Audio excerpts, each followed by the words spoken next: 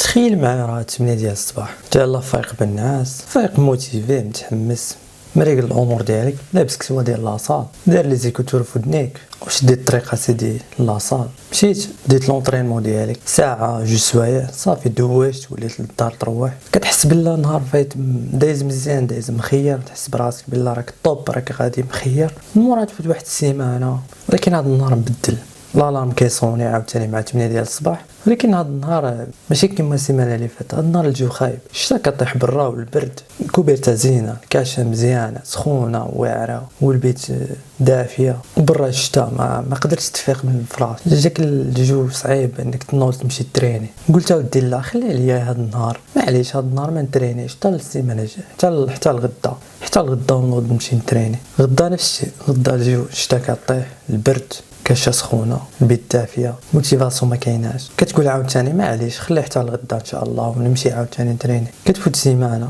كيفوت شهر، كيفوت عام، والو موتيفاسيون مشات. هادشي علاش حقاش غير الموتيفاسيون غير كذبه، اللي يقول لك موتيفاسيون هي كل شيء، الموتيفاسيون غير الكذوب. الموتيفاسيون عمرها غادي توصلك لشي حاجه، كتسنى الموتيفاسيون وتسنى التحفيزات من برا عمرها ما غتوصل لشي حاجه. الموتيفاسيون كتخليك تفكر بانه ديما راك غادي تكون عندك ديك الرغبه باش دير ديك الحاجه، ولكن الموتيفاسيون هي غير واحد الحاجه فايته، التحفيز غير واحد الحاجه كتكون في واحد الوقيته موراها كتجي بحال واحد الموجات، كتجي موراها كتمشي، كتبقى واحد المده عاد كتجي. ولا بقيت متكل، لا بقيت معتمد على الموتيفاسيون عمرك ما غدير شي حاجه، غتبقى ديما كتكافح، ديما كتقلب على فيديوهات تحفيزيه في اليوتيوب، ديما كتقلب على شي حوايج خارجيه باش يموتيفيوك باش تكمل.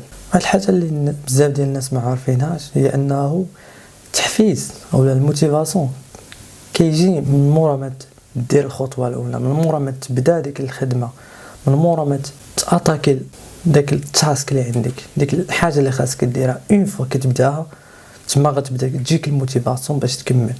اما باش تبقى تستنى الموتيفاسيون عاد تبدا عمرك ما غتوصل داكشي اللي راك باغي. شحال من مره كان عندك شي حاجه باغي ديرها وكتبقى بروكراستينيت، كتبقى تحاول تقول غادي نديرها غدا، غادي نديرها بعد غدا، بلاتي غنديرها غدا، غنديرها السيمانه الجايه، غنديرها. عمرك ما غديرها، ولكن اون فوا كتبدا واحد 2 دقائق ولا 3 دقائق، اون فوا كتبداها صافي ما كتريتش. في الاول كيجيك داكشي صعيب، ولكن اون فوا كتبدا، اون فوا كتاخذ ديك الخطوه الاولى، ديك الفيرست ستيب، العقل ديالك كيتكيف مع كيعتاد على ديك الحاجه وكيشوف بانه سهله، ماشي داكشي اللي كنت كتوقع، ماشي ديك السيناريوهات اللي كنت كتخيل في راسك، وغا يزيد يموتيفيك، غيزيد يحفزك باش تكمل.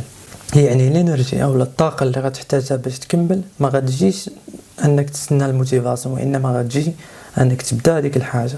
موراها غادي العقل ديالك غادي يكوماسي غادي يبدا يولد الطاقه اللي تحتاجها باش تكمل ديك الخدمه اللي بديتها. بزاف ديال الناس كيجلسوا كيبقاو يستناو الموتيفاسيون، جالسين كيستناو النهار اللي غادي يحسوا بواحد الانرجي اكسترا اوردينير اللي غادي تخليهم يبداو داك المشروع ولا ديك الحاجه. كينساو بانه داك الحافز يقدر عمره ما يجي الا انت ما درتش ستيب الاولى، الا انت ما خديتش ديك الخطوه الاولى وبديت على ديك الخدمه. اون فوا راك غادي تبداها 99% راك غتكملها.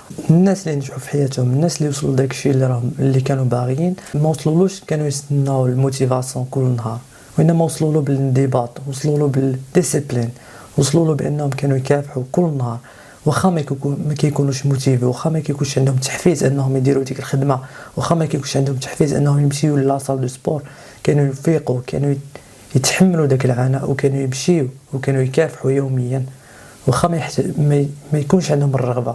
داكشي علاش وصلوا. انما الا بقيت كتنتظر التحفيز، انما بقيت كتنتظر النهار او الوقت المناسب باش انك تنوض دير ديك الخدمه، راك عمرو ما غادي تنجح، عمرو ما غادي توصل داكشي اللي راك باغي. هاد الانضباط الذاتي او هاد الديسيبلين ولا السيلف ديسيبلين ما كيعتمدش على المشاعر، ما كيهموش واش انت راك عيان ولا كارح ولا ما عندكش موتيفاسيون ولا ماشي متحمس ولا المود ديالك ماشي حتى تما، ولا ما كيهموش. هاد الانضباط الذاتي او هاد السيلف ديسيبلين هو اللي يخليك تفيق في الصباح، واخا الجو بارد، واخا الشتا كطيح، واخا الكاشه سخونه، كيخليك تنوض تمشي لاصال، كيخليك تهز الكارطاب ديال لاصال وتمشي تريني وتكمل 2 ساعه ولا ساعه تاع لونطرينمون وتروح للدار. هاد الانضباط الذاتي هو اللي غادي يبدل لك حياتك، ماشي الموتيفاسيون، ماشي الفيديوهات التحفيزيه اللي كتسناهم، اللي كتفرج لهم كل نهار، اللي كتبقى تقلب عليهم او لا ما شنو هاد الحوايج الخارجيه اللي كيخليوك تموتيفا. لا، هادشي خصو يكون من الداخل ديالك. هادشي خصو يكون انضباط داخلي، انضباط ذاتي. علاش سماوه انضباط ذاتي؟ اللي قلبت في الانترنت لقيت بانه هاد الانضباط الذاتي بزاف ديال الناس كيقولوه بانه الا كان عندك الانضباط الذاتي في حياتك راك غادي تكون انسان حر. واخا كيبان تناقض ولكن سي فري، الا كان عندك الانضباط الذاتي هادشي يعطيك الحريه. ولكن كيفاش انه هذا الانضباط الذاتي، كيفاش انه غتبقى خدام نهار كامل اولا كدير مجهودات كبيره وكيفاش غتكون حر؟ خليني نقول لك، الا كان عندك الانضباط الذاتي باش تريني، باش تنوض، تكافح، تمشي لاصال، غادي يكون عندك الجسم اللي غتحتاجه. ما يقيسوكش امراض بزاف، ما تحسش ديما بالفشله، وانما يكون عندك كور مزيان، يكون الكور ديالك اللي كنت كتدور عليه. ملي يكون عندك الانضباط ديما باش تكون عندك الهارد وورك، تكون هارد وركر، هاد الحاله يكون عندك الاستقرار المالي، ويكون عندك الامن المالي، ويكون عندك الخيارات الماليه، يعني عندك المال باش دير اي حاجه. هادشي كيعني حريه ماليه. الا كان عندك انضباط ذاتي باش تتعلم، باش تقرا، باش توصل، تكون عندك الحريه ديال المعرفه وديال الفرص الجديده. يعني اي حاجه تجيك في الطريق تقدر تكراشيها، تقدر ما تحصلش فيها، لان عندك المعرفه وعندك النولج في راسك، ما تحصل في اي حاجه. اي انجاز عظيم في العالم كيف ما كان ما جاش من التحفيز، ما جاش من الموتيفاسيون، ما جاش من الدوافع العابره، وانما جا من الانضباط الذاتي، جا من المكافحه. الناس اللي نجحوا في حياتهم ما كانوش يستناو التحفيز، ما كانوش يستناو الدوافع باش يوصلوا لداكشي اللي بغاو. كانوا كيبنيو واحد الانظمه، واحد الروتينات هي اللي خلاتهم، واحد العادات هي اللي خلاتهم يكملوا، واللي خلاتهم يفيقوا في الصباح ويكملوا داك الحاجه اللي بداوها حتى وصلوا لها. هاد الناس اللي نجحوا ما كيسولوش رصانهم واش انا عندي موتيفاسيون هاد النهار باش نخدم، لا، كينوضوا يخدموا. ما كيسولوش رصانهم واش انا عندي موتيفاسيون باش نوض نقرا هاد النهار، لا، كينوضوا يقراو، كيضربوا تماره. هادشي اللي خاص يكون بالنسبه لك نتايا. ما كيسولوش رصانهم ما عنديش موتيفاسيون باش نمشي لاصال دونك ما نمشيش لاصال، لا، كيمشيو لاصال واخا ما عندهمش موتيفاسيون، واخا ما عندهمش الرغبه، لانهم عارفين نهار مور نهار تما غيبانوا لي ريزولطا. اما باش تبقى تستنى تحفيز باش انك تنوض دير ديك الحاجه راك عمرك ما غديرها. هذا هو الفرق بين واحد جالس كيستنى موتيفاسيون، كيتفرج، كيستنى شي نهار غادي العقل ديالو غادي ينوض يقول له دير ديك الخدمه، وبين واحد اللي يخدم ويضرب تماره واخا ما عندوش موتيفاسيون، واخا ما عندوش الرغبه. علاش؟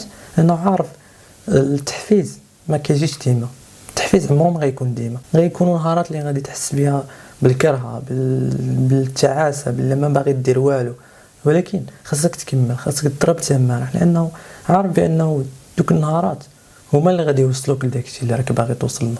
وبمجرد ان تبدا، بمجرد ان تبدي داكشي اللي راك باغي، حتى حاجه ما غتقدر توقفك. وانا كنعطيك الكارونتي، حتى حاجه ما غتقدر توقفك. السؤال الان، والسؤال كيفاش انك تبدا او كيفاش انك تبني هذا الانضباط الذاتي، وكيفاش تكون واحد الانسان اللي قادر انه يدير هاد الحوايج رغم ما عندوش تحفيز، رغم انه ما عندوش الرغبه باش يدير داك الشيء. نقدروا نبسطوا هذا الشيء لخطوات بسيطه. اول حاجه تبدا بها هي يكون عندك واحد النظام في راسك، يكون عندك واحد الروتين، خصك تورغانيزي، خصك تصايب واحد الروتين في عقلك باش تخلي العقل ديالك يكون تلقائي بحال شي روبو. مثلا عندك لاصال مع الصباح، او عندك باغي تدخل لاصال، باغي تريني تمشي لاصال، اشنو غدير؟ غتاخذ واحد الموعد، غتاخذ واحد الوقت في النهار ديالك، مثلا مع 9 ديال الصباح غدير بالك بانه مع 9 ديال الصباح غنمشي لاصال من 9 حتى ل 10:30. هادشي عندي ديال لاصال. دونك عقلك شنو غيدير؟ عقلك داير بالو بانه من الاثنين حتى الجمعه عندك لاصال من 9 ديال الصباح حتى ل 10:30. هادشي غادي يكري واحد الروتين في عقلك، غادي تولي بحال تلقائيا كتفكر في لاصال غتمشي لاصال. يعني ما غتحتاج تحفيز ولا شي حاجه، مع 9:30 لاصال غتمشي لاصال، ما تحتاجش تحفيز ولا تولي بحال العاده. هكا خصك تفكر. وجد لاصال، وجد الصاك ديالك ديال لونطرينمون في الليل، ما تخليش حتى الصباح وجدو في الليل. وجد السبردينه ديالك، داكشي اللي غتحتاجو باش تمشي تريني وجدو في الليل، باش اون فوا توصل ل 9:30 او 9 مع الصباح غتهز صاكك وغتمشي لاصال ديريكتوم. ما غتحتاج حتى تبقى تجمع مع الصباح، لانه اون فوا غتبقى تقول الا خليتها للصباح ونريكل، الا خليتها غدا ونشوف الوقت اللي يكون خاوي وعاد نمشي. نو، خصك اورغانيز داكشي قبل باش العقل ديالك يعرف بانه ديك الوقيته راه ديال لاصه. ثاني حاجه خصك تقلل من لا ريزيستونس. شنو هي لا ريزيستونس؟ هي ديك المقاومه اللي كتجيك. هاتيك مثال، تقدر الساعه ديال لونطرينمون تبان لك بزاف، انت شنو غدير؟ غتقول لعقلك بانه انا غنترين غير 21 دقيقه، غنترين 21 دقيقه وغادي نولي صافي. دابا في هذه الحاله عقلك غادي يقول اودي 20 دقيقه راه ماشي بزاف بالمقارنه مع ساعه، ولكن اون فوا تريني ديك 20 دقيقه ما غاديش تريض، غادي تكمل، غادي يكون عندك يعني تكون ديجا بديت الخدمه، تقول علاش ما نكملهاش، علاش ما نكمل ساعه، بديت 20 دقيقه نكمل ساعه ونمشي نروح. هادشي اللي خاص طبقوا عاوز في حوايج اخرين. مثلا خصك تكتب واحد المقال ولا شي حاجه، نقول غنكتب واحد جوج سطوره ولا ثلاثه، اون فوا غتكتب دوك جوج سطوره غتكمل ديك الصفحه، غتكمل داك المقال. هذا هو الخطوه الثانيه، هي تقلل من لا ريزيستونس، تقلل من المقاومه باش العقل ديالك ما يجيش داك الشيء صعيب، ما يبقاش يقول ساعه بزاف، لا قول غنتريني 21 دقيقه ولا 15 دقيقه بركه عليا. بصح فقط تبدا ديك 15 دقيقه عقلك غادي يكمل. ثالث خطوه تركز على الهويه وماشي غير الاهداف، ماشي تكتب تشد واحد الورقه وتعمرها بالاهداف، خصني هذا العام نتريني، خصني ما عرفتش نكتب كتاب ولا خصني نقرا جوج سوايع في النهار ولا هذه، خصني تبقى غير تكتب تعمر في ديك الورقه حتى ما تستقدر حتى شي حاجه. شنو غادي دير؟ غادي تقول اودي، غادي تمشي للمرايه تقول اودي انا من النوع اللي كيتريني، انا الانسان اللي كيمشي لاصال كل يوم، انا من النوع اللي ما كيفوت حتى اونطرينمون، ما كيفوت حتى ساعه ديال لونطرينمون واخا ما عرف شنو يكون. هادشي خصك تقولو لراسك، ماشي غير تكتب داك الكور وصافي وتخليه وتسمح فيه، لا خصك تخلي عقلك يحس بلي انت ودي راك توي كابابل انك دير ديك الحاجه، راك تقدر دير تقدر تريني ساعه في النهار، تقدر تريني جوج سوايع، ما عندكش مشكل، لانه انت كتاكد لعقلك بانه انت هو داك الانسان اللي كيتريني يوميا، ماشي غير كيكتب في لي غول ما كيديرهم. اخر حاجه واللي كنت ديجا هضرت عليها هي حاول تخدم واحد القاعده اللي هي القاعده ديال جوج دقائق. الا كان عندك مثلا كتشوف راسك بانه هاد الحاجه اللي غادي ديرها صعيبه ولا ما قادرش تبداها، حاول تبدا غير جوج دقائق، حاول تعطي لها غير جوج دقائق. خاصك تصايب واحد ليكزيرسيس في الرياضيات ولا شي حاجه وياخذ لك بزاف ديال الوقت، قول ودي انا غادي نبدا غير جوج دقائق، غنخدم غير جوج دقائق صافي. اون فوا غتبدا ديك جوج دقائق اولا اون فوا غتبدا تقرا ديك الصفحه ولا اون فوا غتبدا تريني ديك جوج دقائق صافي غادي تكمل، ما غاديش تريح. اخر حاجه اللي نقدر نقولها لك ولا دير في بالك بانه ماشي ديما غادي تحس بالرضا ولا بالرغبه بانك غادي دير ديك الحاجه، ماشي ديما غادي يكون عندك ديك الحاجه انك باغي تريني، ماشي ديما. راك غادي تفوت في شي نهارات اللي ما غتكونش عندك كاع، ما تكونش راضي على راسك كاع، تكون كاره واحد الدرجه، تكون ما نمشيش نتريني كاع، ما نمشيش لاصال كاع، ولا ما نخدمش هاد الحاجه كاع. ولكن خصك دير بالك بانه هاد الحوايج غادي تفوت بهم، خاصك تقول لعقلك يا ودي انايا هاد النهارات راه غندوز بهم، ولكن ما غيردونيش للور. عارف راسي بانه شي نهارات ما غتكونش عندي الرغبه، ولكن هذوك النهارات ما غننقزهمش، ما غنتخلاش على الروتين ديالي، غنكمل واخا نكون كاره، واخا ما تكونش عندي الرغبه، واخا ما يكون عندي والو غنكمل. هكا خصك تقول لعقلك، يعني انه الا بقيت شي نهار كنت كاره بقيت كتقول لعقلك لا هذا النهار راني كاره ما ندير والو، لا هذا النهار ما عنديش الرغبه، لانه النهارات غادي دوز بهم عاديين. ما عرفتش واش فهمتوني ولا ما فهمتونيش، كنحاول انني نوصل الميساج.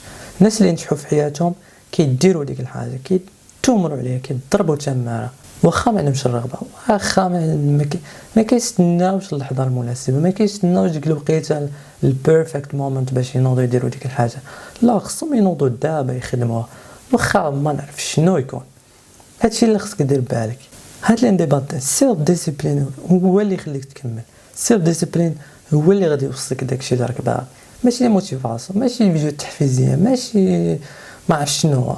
سيلف ديسيبلين كونسيستنسي، داكشي تعاود له نهار مور نهار تكافح يوميا، واخا ما عرف شنو. الناس اللي وصلوا لداكشي راه فاتوا ما نعرف شنو، وما كانوش يستناو الموتيفاسيون، ما كانوش يستناو فيديوهات تحفيزيه. ما تبقاش تضيع وقتك في الفيديوهات التحفيزيه، ما تبقاش تضيع وقتك ما نعرف شنو تفرج ولا تستنى اللحظه المناسبه، لا بدا دابا. جوج دقائق ما غدير لك والو، بدا ديك الحاجه كملها بجوج دقائق، نعطيك الكارونت 90% حتى 95% راك ما غاديش تريح. اين فوا غتبدا ما غتريحش، ثق في الله وديما دير النيه وان شاء الله يكون الخير. نتمنى الفيديو يكون مفيد لكم صراحه. هادشي اللي كنقول لكم يعني ديجا فت بها انايا وتكرفص، ديما كنستنى فيديوهات تحفيزيه كنقولها ودي اليوم غنبدا اليوم غنبدا ساعه واحد، نو خاصك سير ديسيبلين. هادشي اللي غتحتاج بلا ما تبقاش تضيع الوقت ديالك في داكشي، وبلا ما نعاود لك في الهضره ونبقى نعاود نكثروا في الهضره. الله يسهل عليك وان شاء الله توصل لداكشي اللي راك باغي، ونشوفوا ان شاء الله في فيديو اخر. سلام.